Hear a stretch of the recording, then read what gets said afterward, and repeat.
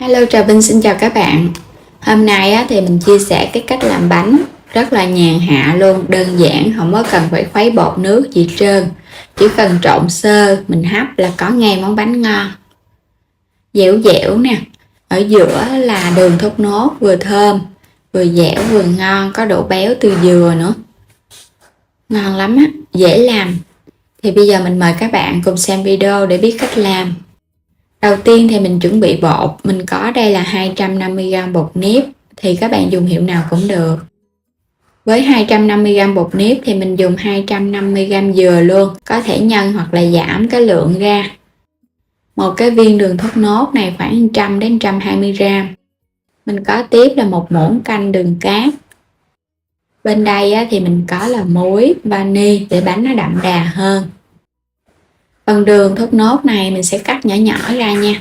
Cắt càng nhuyễn nhỏ thì chút nữa mình cho vào trong bột á, nó dễ tan và nó đều, nó hòa đều trong bánh á. Đây mình cắt nhuyễn ra nè, có thể băm sơ sơ lại để cho nó nhuyễn hơn, chút nữa mình cho vào á, mình hấp lên nó tan nhanh. Rồi sẽ cho bột vô trong cái thau để bắt đầu mình trộn luôn. Phần bột này mình cho muỗng canh đường, phần muối cho vô luôn nha, vani hoặc là dùng vani dạng nước. Rồi trộn sơn cái cho bột, đường, muối, vani nó hòa đều với nhau.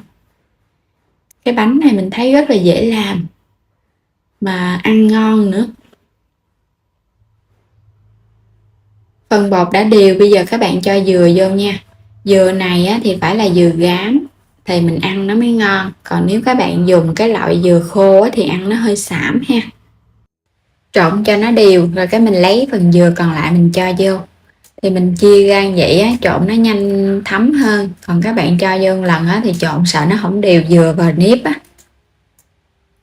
Thì cái bột này á, mình trộn vậy nè là nó xốp lắm, nó tơi xốp, nó không có bị mềm đâu.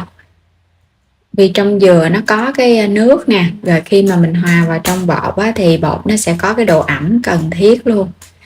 Thì nó sẽ vừa, khi hấp bánh lên á, bánh nó sẽ có hơi nước nữa, nó ngon. Làm xong rồi mình dùng cái khuôn 18 quét sơn lớp dầu để lấy bánh ra nó không có bị dính. Quét cho nó phủ đều lên trên cái vành luôn.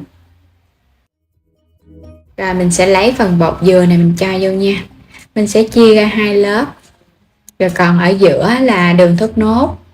Bánh thì nó không có ngọt nhiều đâu, mình chỉ dằn một muỗng canh đường cát. Và ở trong đường thốt nốt nó sẽ ngọt, giống như mình làm cái nhân là đường thốt nốt vậy đó. Rải đều lên nha, khoảng 100g đường là bánh nó vừa ngọt luôn. Còn nếu mà các bạn thích ăn nhạt hơn thì mình giảm đường này lại chút xíu. Rải cho nó đều luôn. Mình chia đều thì chút bánh hấp chín nó đều đẹp. Rồi bây giờ các bạn sẽ cho hết cái phần bột dừa còn lại vô nha. Mình phủ lên trên. Và nhớ là mình chỉ rải đều để cho nó xốp, chứ không có được đè ém nó xuống. Làm vậy thì bánh nó bị chai á. Bánh này giống như là cái bánh ống lá dứa vậy á. Rồi mình dàn cho nó phủ đều cái khuôn rồi nè ha. Bây giờ các bạn sẽ đem đi hấp nè. Và mình hấp 30 phút tính từ lúc nước đã sôi. Đủ thời gian thì các bạn tắt bếp luôn. Rồi mình sẽ mở nắp ra. Nửa tiếng đối với cái khuôn bánh này là vừa. Khi mà nó chín thì nó sẽ dẻ hơn chút xíu nè. Thơm lắm á. Lấy bánh ra. Thì bánh để hơi nguội bớt chút xíu, các bạn lấy ra cho nó dễ. Mình quét sơ xung quanh cái khuôn cái à. Bánh này các bạn làm những cái khuôn nhỏ nhỏ cũng ngon nữa. Rất là hấp dẫn luôn ha, xốp đều. Cắt bánh thì có cái độ dẻo nè. Ở giữa có cái màu đường thốt nốt mình làm phần nhân á, thấy cái bánh cũng hấp dẫn nữa.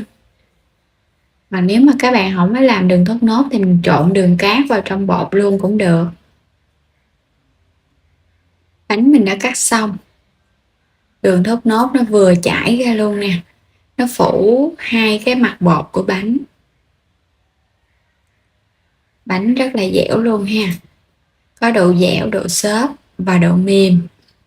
Trộn bột thì các bạn chia tỷ lệ là 1 bột 1 dừa. Thì mình thấy là cái bột nó vừa ăn.